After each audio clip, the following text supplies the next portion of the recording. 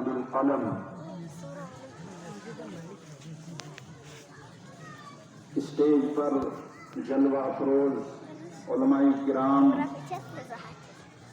صدر اجلاس، بزرگوں، دوستوں، عزیزوں، پردہ نشین خواتین، السلام علیکم ورحمۃ اللہ وبرکاتہ۔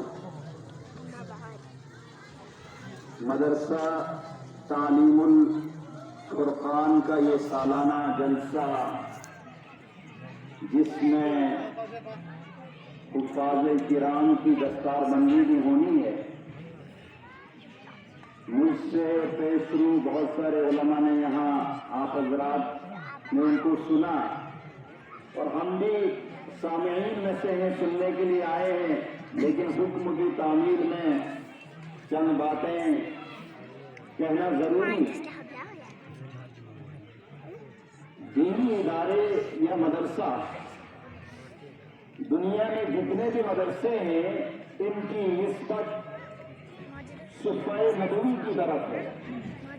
وہ مدرسہ جس کو حضور اکرم صلی اللہ علیہ وسلم نے مدینہ منورہ میں ایک چبوترے کے اوپر قائم کیا تھا، اور اس مدرسے کے استاد معلم آقا نامدار محمد عربی صلی اللہ علیہ وسلم تھے، اور اس مدرسے کے شاگرد حضرت ابو بکر صدیق، حضرت عمر فاروق، حضرت علی، حضرت عثمان، حضرت حمزہ، حضرت بلال،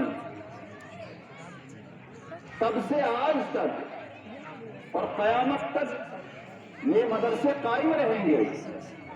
جب ان اداروں کا وجود ختم ہوگا تو یہ کائنات ختم ہو جائے گی۔ العلماء ورثۃ الانبیاء وان الانبیاء لم یورثوا دینارا ولا درہما۔ حضور اکرم صلی اللہ علیہ وسلم نے ارشاد فرمایا کہ علماء انبیاء کے وارثین ہیں، اور انبیاء نے اپنی وراثت میں بینک بیلنس، جائیداد، کوئی پراپرٹی نہیں چھوڑی ہے، بلکہ انبیاء نے علم چھوڑا ہے۔ وہ علم اس وراثت کو حاصل کرنے کے لیے، وارث بننے کے لیے بڑی محنت، تقدو، کوشش، جدوجہد، یہاں تک کہ پوری زندگی کھپا دینی پڑتی ہے۔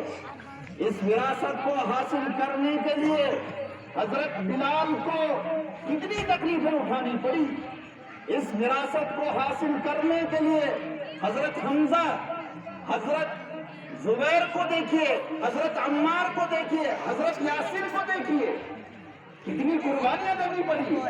12ویں صدی میں اس ہندوستان میں شاہ ولی اللہ محدث دہلوی، جن کی فیملی، جن کی خاندان ملت سے اٹھی، اور انہی کی خاندان سے اس ہندوستان میں وراثت کی آبیاری پھر دوبارہ زندہ ہوئی۔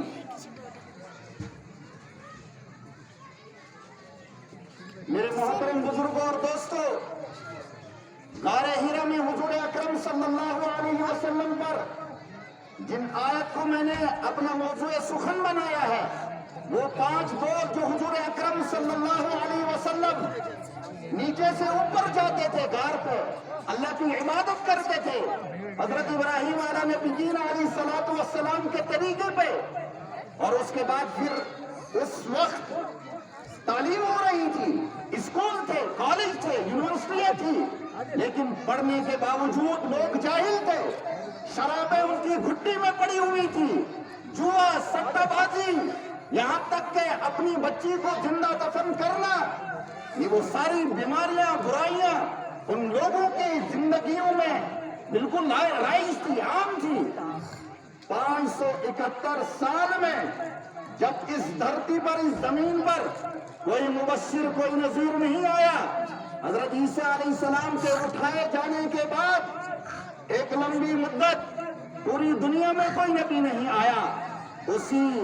اسی دور کی منظر کشی قرآن مقدس نے جو کھینچی ہے، ظہر الفساد فی البر والبحر، بما كسبت أيدي الناس ليذيقهم بعض الذي عملوا لعلهم يرجعون. فساد، کرپشن، خرابی، بگاڑ غالب آ گیا ہے دھرتی میں، خشکی میں بھی اور تری میں بھی. کس وجہ سے؟ لوگوں کے کرتوتوں کی وجہ سے. کیا انسان میں اور جانور میں کوئی تمیز نہیں ہے؟ کوئی فرق نہیں ہے؟ اللہ نے انسانوں کو عقل دی ہے، دماغ دیا ہے، سوچ دی ہے، سمجھ دی ہے.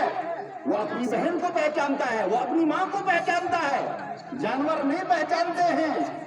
یہ صلاحیت اللہ رب العزت نے انسان کو دی ہے کہ وہ خیر کو پہچانتا ہے، شر کو پہچانتا ہے، معروفات کو پہچانتا ہے. غار حرا میں اوپر چڑھنے کے بعد، اور میں یہ وثوق سے کہتا ہوں کہ اللہ رب العزت نے جب دوبارہ کسی دھرتی پر کسی کی آبیاری کی ہے، دین کی آبیاری کی ہے، تو وہاں کے کچھ